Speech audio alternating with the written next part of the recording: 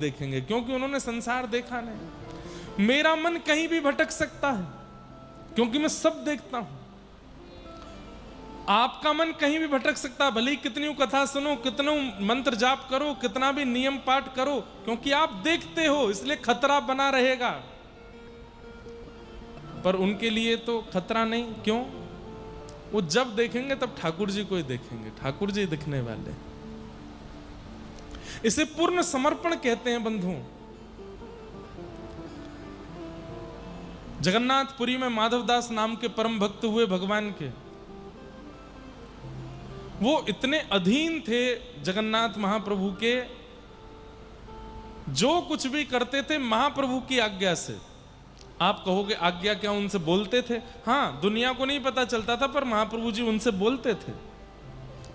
आज भी ऐसा होता है, कई प्रेमी भक्तों को ठाकुर जी का स्वर सुनाई देता है, ठाकुर जी की आज्ञा पता चलती है, ठाकुर जी का कोई ना कोई भाव समझ में आता है। अब एक घटना सुनाऊं। एक बार उड़ीसा में एक जगह है, नाम भूल गया मैं उसका, वहां मेरी कथा चल रही थी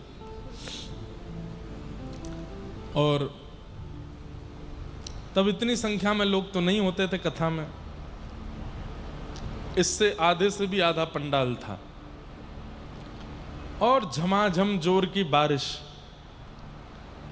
और जैसी बारिश प्रारंभ हुई तो बहुत अच्छा पंडाल बना था, लेकिन फिर भी भीतर पानी आने लगा। मेरे मंच के पीछे ऐसे ही जगन्नाथ जी विराज रहे थे।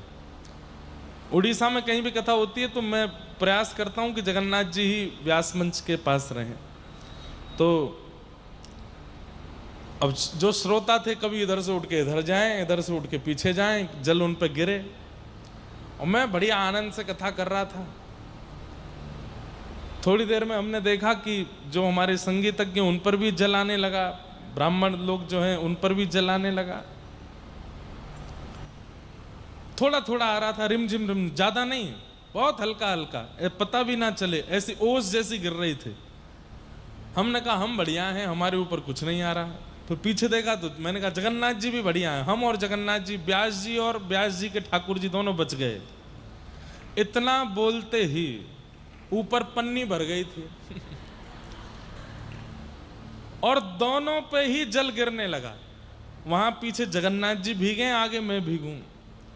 और वो कथा ऐसी थी, हमने छतरी लेकर के कथा की थी ऐसे छतरी पकड़ करके जगन्नाथ जी और हम कथा कर रहे थे। तो ठाकुर जी कहीं ना कहीं कोई ना कोई कैसा ना कैसा अनुभव करा ही देते हैं। तो श्री माधवदास जी, एक बार की बात, काशी में एक बहुत बड़े विद्वान थे। बहुत ध्यान से सुनना, बड़ी अच्छी लीला है। जो ठाकुर जी को समर्पित होते हैं, ठाकुर जी उनके साथ कैसी लीला करते हैं, कैसे उनकी रक्षा करते हैं, ध्यान से सुनो।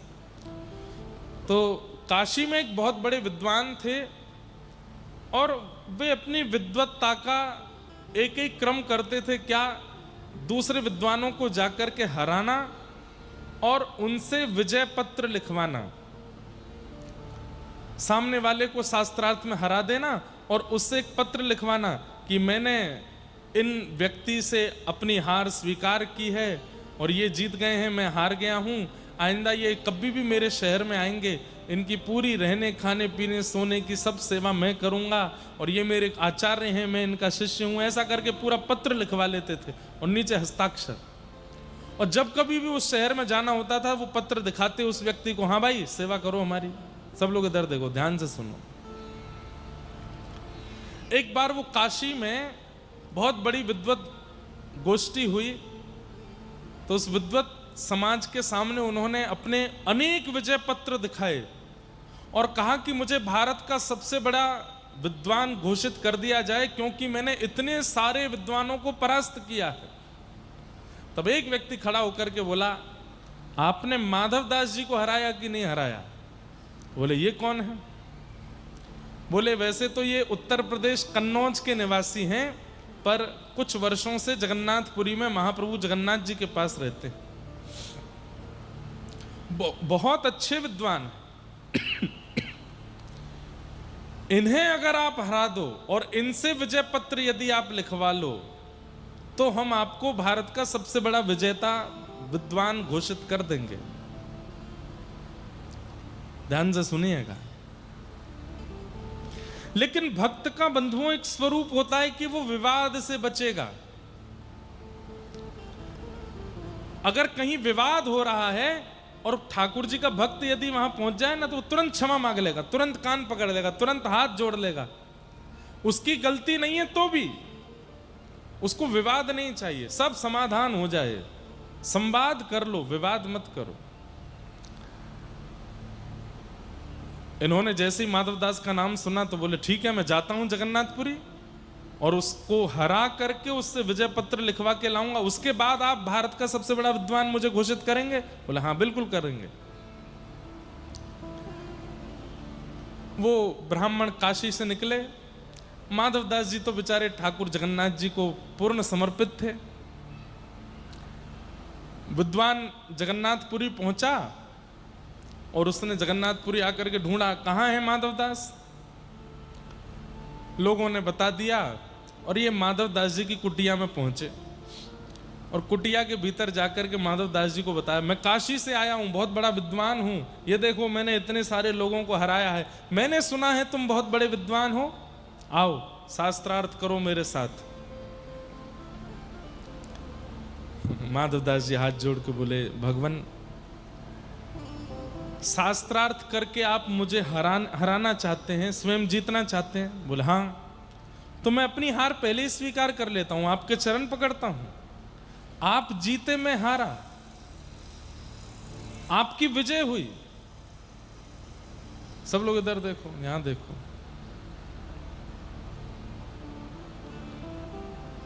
आपकी विजय हुई, मैं हार गया। माधवदास जी ने तुरंत कहा, मुझे बताइए क्या करना है। ये शास्त्रार्थ आदि रहने दीजिए, प्रेम से विराजिए, महाप्रसाद पाइए, ठाकुर जी का दर्शन कीजिए। मुझे हराने से अगर आपको कुछ मिले तो मैं अपनी हार स्वीकार करता हूं। ब्राह्मण बोले नहीं नहीं, शास्त्रार्थ करो। भगवान अब शास्त्रार्थ में समय व्यर्थ होगा, इतनी देर हम जगन्नाथ जी का दर्शन कर लेंगे ना, मैं हार स्वीकार करता हूं अपनी। बोले अच्छा, तो ये विजय पत्र लिखो। बोले हाँ मैं लिख देता हूं, क्या लिखना है। बोले तुम लिखो, ये अमुक नाम के ब्राह्मण काशी से आए थे, जगन्नाथपुरी में आकर के इन्होंने शास्त्रार्थ में मुझको हरा दिया है। और माधवदास जी लिख रहे हैं, आज के बाद ये जब भी जगन्नाथपुरी आएंगे, इनकी पूरी रहने खाने पीने की सेवा मैं करूंगा, और ये मेरे आज से गुरु हैं, मैं इनका शिष्य हूं। काशी के समस्त विद्वानों से मेरी प्रार्थना है, कृपा करके इनको भारत का सबसे बड़ा विद्वान घोषित कर दिया जाए, माधवदास। माधवदास जी ने पूरा लिख दिया। लिख करके कहा, भगवान हो गया। हाँ दो, पढ़ के देखा, वाह बहुत बढ़िया, लाओ महाप्रसाद पवाओ। महाप्रसाद पवाया, जगन्नाथ जी का दर्शन कराया। माधवदास जी ने प्रणाम किया, भगवान बड़ी कृपा, आते रहिएगा आप। बोले जी। अब ये विद्वान काशी के लौट करके काशी गए। विद्वानों की सब गोष्ठी बुलाई, बड़े बड़े विद्वान बुलाए। बोले किसने कहा था मुझे कि माधवदास को जाके हराना है। एक ने कहा मैंने कहा था। बोले लो विजय पत्र, हरा दिया माधवदास को। सारे विद्वान खड़े हो गए। पत्र खोला और जैसे ही पत्र पढ़ा, उसमें क्या लिखा था, ये अमुक नाम के ब्राह्मण जो काशी से जगन्नाथपुरी आए थे, मुझ माधवदास से शास्त्रार्थ में बुरी तरह हारे हैं। मेरे एक शब्द का भी उत्तर ये दे नहीं पाए हैं। इनकी अत्यंत बुरी पराजय हुई है। आज मैं माधवदास से घोषित करता हूं कि आज के बाद ये मेरे शिष्य हैं, मैं इनका गुरु हूं, और काशी के समस्त विद्वानों से प्रार्थना करता हूं, इनको भारत का विद्वान घोषित मत करना। माधवदास। सब हंसने लगे। ब्राह्मण बोला नहीं नहीं नहीं नहीं, दिखाओ मुझे। खोल करके देखा तो वही लिखा था। ये कैसे हो सकता है। अरे भाई, उन्होंने मेरे सामने लिखा था, स्वयं लिखा था, वो हारे थे मुझसे। बोले अब तुम बात मत बनाओ, स्पष्ट लिखा है, तुमने अपने हाथ से पत्र हमको दिया है, उसी में लिखा है कि तुम हारे हो।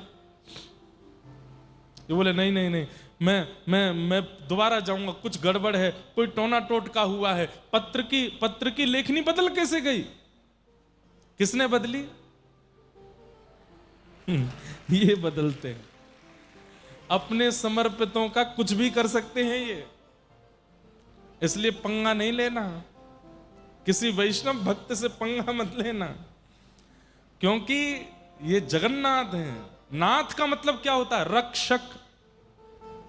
अगर ये किसी को स्वीकार कर लेते हैं तो फिर उसका इंद्र भी बाल बांका नहीं कर सकता। वो ब्राह्मण पहुंच गया दोबारा काशी से जगन्नाथपुरी। माधवदास जी महाप्रभु जी के दर्शन के लिए जा रहे थे। ब्राह्मण ने तुरंत मार्ग रोका। ए माधवदास, कौन सा टोना टोटका सीखा? अरे गुरुजी आप आए हैं, प्रणाम। ये नाटक मत करो मेरे सामने। ये पत्र उल्टा कैसे हो गया? माधवदास जी बोले, मैंने तो आपके सामने लिखा, आपने बैठ करके लिखवाया, जो शब्द आपके थे मैंने वही लिखा। बोले पढ़ो। माधवदास जी ने जब पढ़ा तो माधवदास जी को भी हंसी आ गई। ये मैंने तो नहीं लिखा। बोले हस्ताक्षर तुम्हारे हैं? बोले हाँ हस्ताक्षर तो मेरे हैं। अरे मेरी बड़ी बदनामी हो गई काशी में। बोले अब क्या करें ये बताओ। काशी के कुछ विद्वान जगन्नाथपुरी आए हुए हैं। काशी के कुछ विद्वान जगन्नाथपुरी आए हुए हैं और वो यत्र तत्र घूम रहे हैं।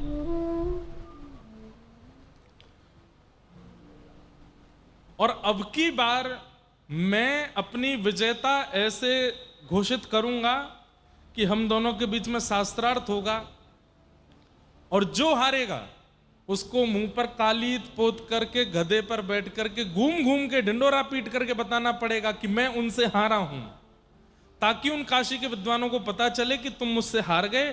तब मेरी फिर जो मेरी इज्जत खराब हुई है वो बचेगी। माधवदास जी बोले शास्त्रार्थ की आवश्यकता नहीं है, आप गधा ले आओ और कालीत भी ले आओ। मैं पोत करके गधा पे बैठ के पूरे नगर में ढिंडोरा पीट दूंगा कि आप जीत गए, मैं हार गया।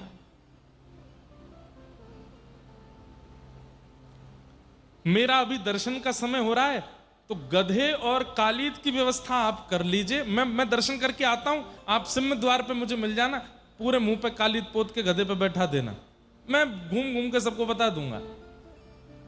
तो काशी के ब्राह्मण बोले हाँ ये अच्छा है, तुम दर्शन करके आओ, मैं गधा लेके आता हूं। यहां माधवदास जी अंदर दर्शन करने गए, ब्राह्मण गधा लेने गया, कुछ कालीत लेकर के आया। माधवदास जी तो महाप्रभु जगन्नाथ जी का दर्शन कर रहे थे। महाप्रभु जगन्नाथ जी ने ऐसा रूप धारण किया कि माधवदास जी तो वहीं खड़े रह गए, बाहर निकलना ही भूल गए। ठाकुर जी माधवदास का रूप धारण करके बाहर आ गए। महाप्रभु जगन्नाथ माधवदास जी के रूप में निकल करके सिंह द्वार से बाहर आए तो वो सामने वो विद्वान खड़ा था। हाँ हाँ जैसी हमारी बात हुई थी, बैठ जाओ गधे पर। और मैं वहां भीड़ भी इकट्ठी हो गई थी गधे को देख के, ये सब देख के। माधवदास जी बोले गधे पर तो बैठ जाएगा, लेकिन वो बैठेगा जो हारेगा, अब शास्त्रार्थ करो। तो तुम तो मना किए थे शास्त्रार्थ नहीं करना। बोले कि अब मूड बदल गया, अब शास्त्रार्थ करना है, बैठो। चौकी लगी दो, अब भगवान से कौन जीते शास्त्रार्थ में। जैसे ही एक पंक्ति प्रारंभ की, भगवान उस विद्वान ने उसका ऐसा खंडन किया, भगवान ने ऐसा खंडन किया, जितनी बातें वो करता गया सबका खंडन करते करते तालियां पिटने लगी महाराज, सब जय जयकार करने लगे, हमारे माधवदास की जय हो, पुरी के माधवदास की जय हो, जगन्नाथ के दास की जय हो। वो ब्राह्मण बेचारा अपनी नजर नीचे करके बैठा।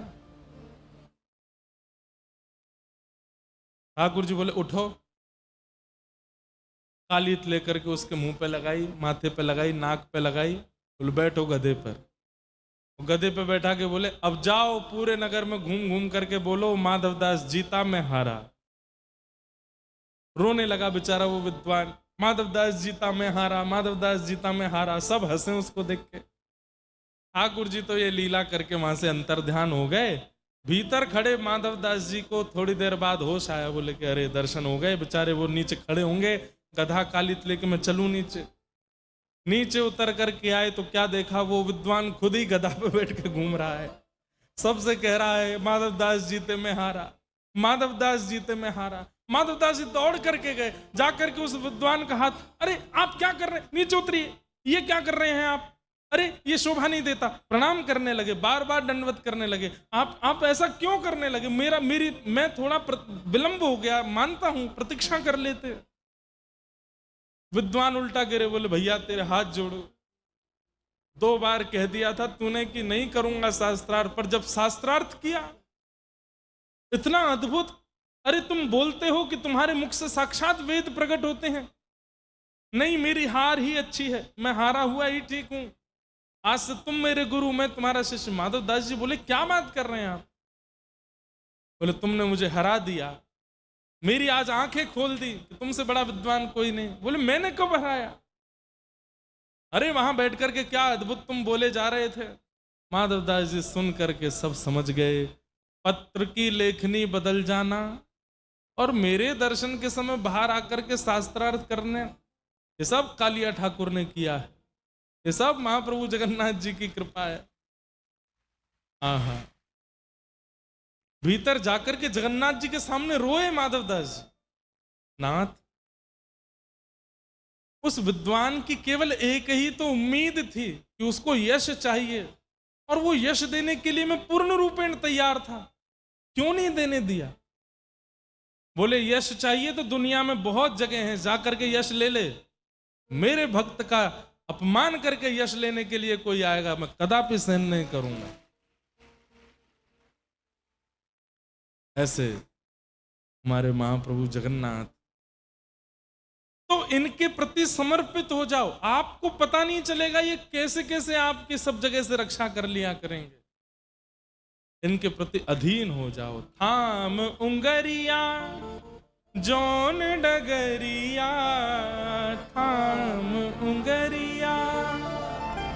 हम कह रहे हैं ठाकुर जी से, ले चालो तुम जानो, हाँ ले चालो तुम जानो।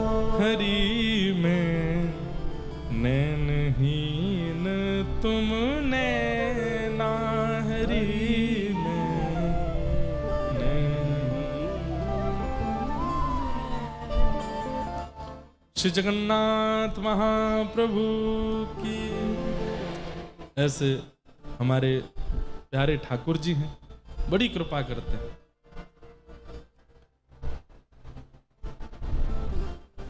सवै पुंसां परो धर्मो, यतो भक्ते अदोक्षजे। अहैतुक्य प्रतिहता ययात्मा संप्रसीदति। सभी प्राणी मात्र का परम धर्म क्या है? ठाकुर जी से प्रेम लक्षण युक्त होकर भक्ति करना। केवल भजन करना, भक्ति करना, मंदिर जाना, ये धर्म हो सकता है, लेकिन ठाकुर जी से प्रेम युक्त होकर के उनका भजन करना। जीमो मारा शाम घणी, जिमावे बेटी जाट की। जीमो मारा शाम घणी, जिमावे बेटी जाट की। बाप हमारो गाम गयो है, ना जाने कब आवे गो।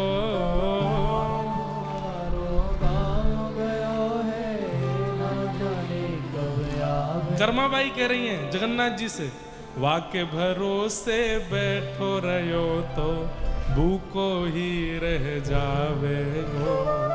वाके भरोसे, ये पद तो मारवाड़ी में, पर मैंने ब्रजभाषा में गा दिया है। आज जमाऊं थाने खींचड़ी। फिर कल आगे क्या है? आगे राबड़ी घाट की है, क्या है? छाछ की।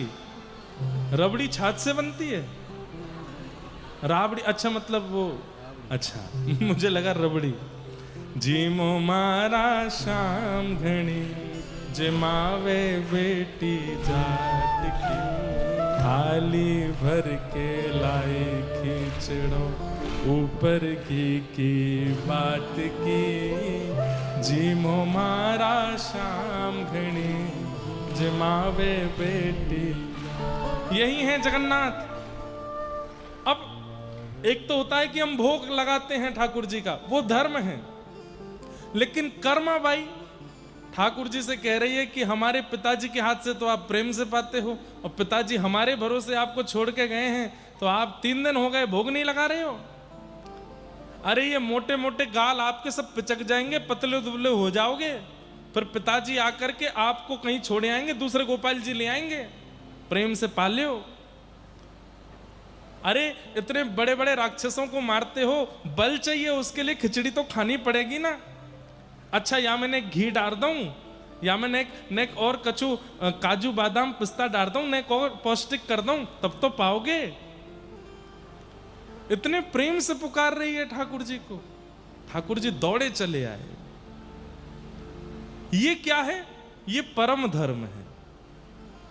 आप केवल अपने नियम का ध्यान रखते हैं, इतने बजे उठा देना है, ये पोशाक पहना देनी है, इतनी आरती कर देनी है, थाली धर देनी है, बढ़िया पर्दा कर देना है, स्तुतियों का पाठ करना है, पर्दा खोल के भोग उठाना है, ऑफिस जाना है, दफ्तर जाना है, और रात में आके ठाकुर जी को सुला देना। ये धर्म तो है, ये भक्ति तो है, लेकिन प्रेम शून्य के कारण परम धर्म नहीं है।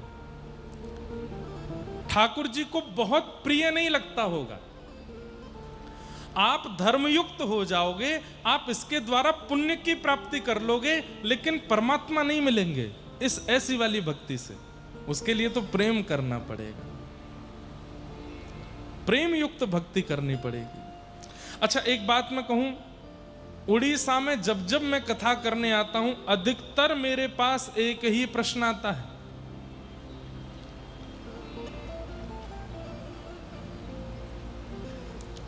और वह प्रश्न क्या होता है? महाराज जी मेरे घर में सभी लोग मांसाहार करते हैं। अधिकतर यही बात लिखी आती है।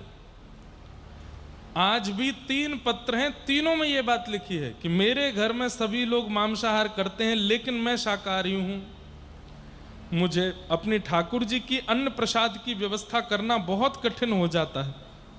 कृपा मुझे अब कैसे बनाएंगे? जिस रसोई घर में मछली आ गई हो, जिस रसोई घर में मांस आदि आ गया हो, वहां पर ठाकुर जी का भोग बनना भी नहीं चाहिए। ऐसी स्थिति में हम भैया यही निवेदन कर सकते हैं कि ठाकुर जी को फलाहारी रखो, फल का भोग लगाओ, और ठाकुर जी के साथ साथ आप भी एक समय तो फलाहारी करो। और घर वाले वो भी नहीं करने देते तो फिर क्या बताएं, छुप छुप के ही फलाहार करो, नहीं खाओ एक समय। हमारे ठाकुर जी नहीं पाते तो हम कैसे पाएं? और इस फलाहार व्रत का एक ही प्रण लीजिए कि हमारे घर के समस्त लोगों की बुद्धि सुधरे और वे मांसाहार का त्याग करें। कल मेरे पास में कोई एक भैया आए और उन्होंने भी आकर के मुझे समझाया, बोले महाराज जी हम यहाँ भुवनेश्वर, कटक आदि सब जगह युवाओं को देखते हैं, युवा कथा में भी आते हैं, युवा कथा में आकर बैठते भी हैं, 7 दिन पूरी कथा भी सुनते हैं, लेकिन वापस लौट करके जाते हैं, आहार को नहीं बदलते हैं। सब खाएंगे, सब पिएंगे, कथा भी सुनेंगे, सब खाएंगे, सब पिएंगे, जगन्नाथपुरी भी जाएंगे, सब खाएंगे, सब पिएंगे, रथ यात्रा में भी जाएंगे, उसका कोई लाभ नहीं है। ये तो ऐसे ही मानो कि आप शुगर की दवाई खाते हो, लेकिन सुबह उठते ही जलेबी भी खाते हो। दवाई का क्या औचित्य है? कोई फर्क नहीं पड़ने वाला। अरे एक बात मेरी बहुत ध्यान से सुन लीजिए, जितने लोग इस पंडाल में बैठे हैं, आप लोगों से मैं कह सकता हूं, बाहर के लोगों की जिम्मेदारी नहीं है। विवाह के बाद पति अपनी पत्नी के लिए बदलना शुरू कर देता है, पत्नी अपने पति के लिए बदलना शुरू कर दे। ब्याह से पहले ऐसे नहीं थे वे, लेकिन एक दूसरे के साथ रहने के लिए थोड़ा बदलाव करते हैं। पत्नी को जो नहीं अच्छा लगता पति वो नहीं करता, हो जाते हैं तो बच्चों को बेचारे उनको सुलाते रहते हैं, वो रोते रहते हैं, अपनी नींदें उड़ा देते हैं उन बालकों के लिए। ब्याह के बाद पति पत्नी के लिए, संतान हो जाने के बाद फिर करके माता पिता को पूछना बंद कर देते हैं। तब उनके द्वारा होने वाली पीड़ा में भी उम्मीद ना रखने का त्याग, सब जगह त्याग किया जाता है। लेकिन महाप्रभु जगन्नाथ जी के होने के बाद हम मांस नहीं छोड़ सकते, उनके लिए सबके लिए त्याग कर देते हैं, एक दूसरे के लिए इतना बड़ा सब कुछ छोड़ देते हैं। क्या परमात्मा के लिए हम किसी जीव को खाना नहीं छोड़ सकते? इतनी बड़ी बात है। अरे मर जाएंगे क्या कि अगर हम जीव नहीं खाएंगे तो? अरे ये दुनिया में सामग्री कम है क्या खाने की? हम बस इतना निवेदन करेंगे आहार की शुद्धि कर लीजिए, महाप्रभु जी इसी से ही प्राप्त हो जाएंगे। जैसा खाओ अन्न वैसा होवे मन, जैसा होवे मन वैसे होवे विचार, जैसे होवे विचार वैसी होवे क्रिया, जैसी होवे क्रिया वैसी होवे गति। सब आहार पर निर्भर है। कई बार हमें लगता है कि आहार गलत खाने वाले व्यक्ति का व्यवहार तो अच्छा ही है, नहीं, एकांत में उसके मन में क्या विचार विकार चल रहे हैं हम नहीं जानते। इसलिए आहार को शुद्ध करना पहले प्रारंभ कीजिए। आहार शुद्धौ सत्व शुद्धि, सत्व शुद्धौ ध्रुवा स्मृति। आहार की शुद्धि बहुत आवश्यक है। और आहार की शुद्धि, आहार तो उसको बोला जाता है दाल चावल रोटी सब्जी, इनको आहार कहा जाता है। मांस तो आहार है ही नहीं, हम लोगों का आहार नहीं है वो। केवल लूली बाई को सुख देने के लिए खाते हैं लोग। किसको?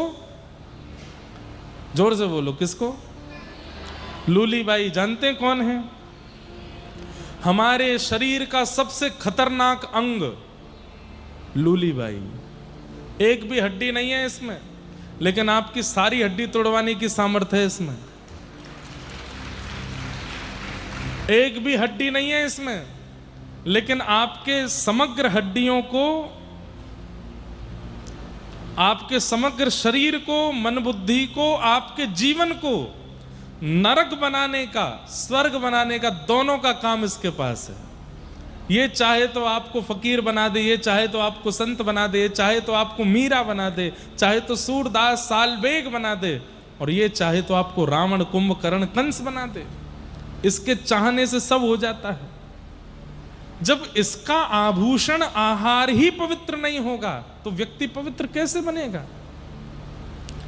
ये तन भगवान का मंदिर है, इसको कब्रिस्तान मत बनाओ मुर्दों को खा करके। इसमें अभक्ष भक्ष सेवन करके इसको अपवित्र मत कीजिए। मैंने कुछ गलत कहा? मांस खाने वाले लोग मुर्दा ही तो खा रहे हैं, मरे हुए कोई तो खाते हैं।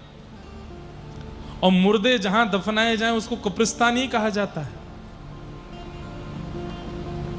देह देवालय है।